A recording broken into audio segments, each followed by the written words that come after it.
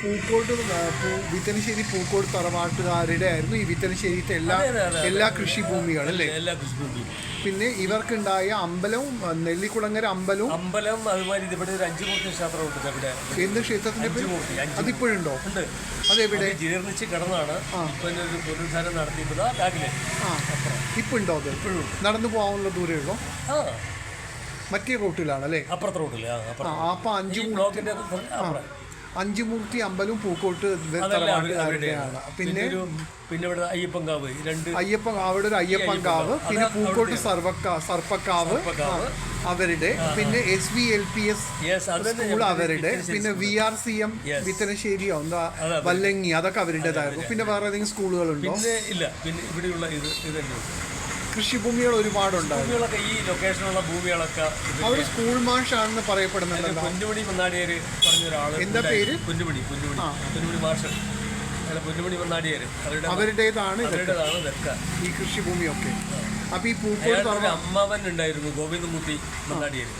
അദ്ദേഹമാണ് ഇതിന്റെയൊക്കെ ഓണർ. അവരെന്തായി സ്കൂളൊക്കെ പിന്നെ വിറ്റത്? അവർക്ക് നോക്കാൻ വയ്യ. ഇങ്ങനെ കാലക്രമേണ വരുമ്പോൾ. അപ്പൊ ഈ സുധീഷും സുഷമ്മയൊക്കെ അവരൊക്കെ ആരാണ്? അത് അവരുടെ റിലേറ്റീവ് ഫാമിലി, പൂക്കോട്ട് ഫാമിലി തന്നെയാണല്ലേ? അപ്പൊ സുഷമ്മ ടീച്ചർ എവിടെ വർക്ക് ചെയ്യണു? അല്ല, അവർക്ക് സമ്മാനമൊക്കെ ലഭിച്ചതായിട്ട് പറയുന്നു, പത്രത്തിൽ കണ്ടു. അപ്പൊ അവര് വല്ലങ്ങി സ്കൂളിൽ തന്നെ ആയിരിക്കും ചിലപ്പോൾ. സുധീഷ് പിന്നെ ഇവിടെയാണോ പാലക്കാടാണോ ഇപ്പോ? സുധീഷ് പാലക്കാടായിരിക്കാനും സാധ്യത. ഞാൻ ഇവിടെ കുറേ കാണാറില്ല. ഇപ്പൊ അവരിവിടെ കാണാറില്ല. അപ്പൊ പാലക്കാടാവില്ലേ?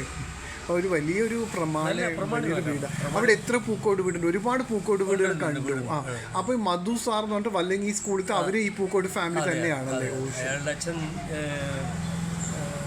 അച്ഛൻ്റെ പേര് ഇവർ കൊല്ലങ്കോട് രാജാവിന്റെ കീഴിലുള്ള നാടുവാഴികളാണോ? കൊച്ചി രാജ്യത്തിന്റെ ആണോ? കൊച്ചി രാജകുടുംബത്തിന്റെ അവരുടെ അല്ല. ഇവർക്ക് ഈ പിന്നെ ഇവിടുത്തെ ഒരു മന കോഴിക്കോട് സാമൂതിരി അവരുടെ മനയുടെ ഭാഗമാണ് ഈ പ്രദേശങ്ങളൊക്കെ.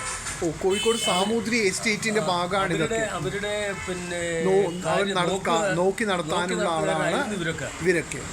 അങ്ങനെയായിട്ട് ഒരു പ്രോബ്ലം വന്നിട്ട് ഈ കോടതിയിൽ എന്തോ കേസ് ആയിട്ട് അന്നത്തുള്ള രാജാക്കന്മാരുടെ കാലഘട്ടത്തിൽ ഇവർക്ക് അനുകൂലമായിട്ട് എന്താ സംസാരിച്ചു എന്നാണ് കേട്ട കേൾവി. അതിന്റെ ഭാഗമായിട്ടാണ് ഈ കൃഷിഭൂമിയൊക്കെ അവർക്ക് കൊടുത്തത്. രാജാവിന് അനുകൂലമായിട്ട് ഇവർ സംസാരിച്ചു പൂക്കോട്ടുകാര്. അങ്ങനെയാണ് ഇവർക്ക് കൃഷിഭൂമിയൊക്കെ രാജാവ് കൊടുത്തത്. രാജാവിന്റെ എസ്റ്റേറ്റ് മാനേജറൊക്കെ ആവാം ഇവരല്ലേ പണ്ടത്തെ? അവരുടെ കാര്യസ്ഥനായിരുന്നു. ശരി, പറയുന്നത് കേട്ടിരിക്കുന്നു. എന്തായാലും വലിയൊരു മന അതിലെ ഒരു കളിയാട്ടം സിനിമ ഷൂട്ടിങ് ചെയ്യുന്നുണ്ട്. പിന്നെ ഏതെങ്കിലും സിനിമകൾ പുതുതായിട്ട് സീരിയലൊക്കെ ആയിരിക്കില്ലേ? ഞാൻ മധു സാറോട് ചോദിച്ചപ്പോൾ ഇപ്പൊ അവർ തമ്മിൽ പ്രശ്നങ്ങളാണെന്നും അങ്ങനെ ഒരാൾ ആരും ഇനി അകത്തേക്ക് കയറരുതെന്ന് പറഞ്ഞു. 80 ലക്ഷം രൂപ കൊടുത്തിട്ട് അതിൻ്റെ നവീകരണങ്ങൾ ഒരു ടാർപോളിനൊക്കെ ഇട്ട് മറിച്ച് എന്തൊക്കെ പണി നടക്കുകയാണ്. അതിനിടയിൽ ഏതോ ഒരാൾ വന്ന് ചോദ്യം ചെയ്തിട്ട് അത് ചെയ്യരുതെന്ന് പറഞ്ഞിട്ട് അങ്ങനെ ഇട്ടിരിക്കുകയാണെന്ന് പറഞ്ഞു. ഒരു ചെറുപ്പക്കാരൻ ഏതോ ഒരു പയ്യൻ അയാളാണ് ചൂടാവുന്നത്. ശരി, കുറേ കഥയുണ്ടായില്ലേ?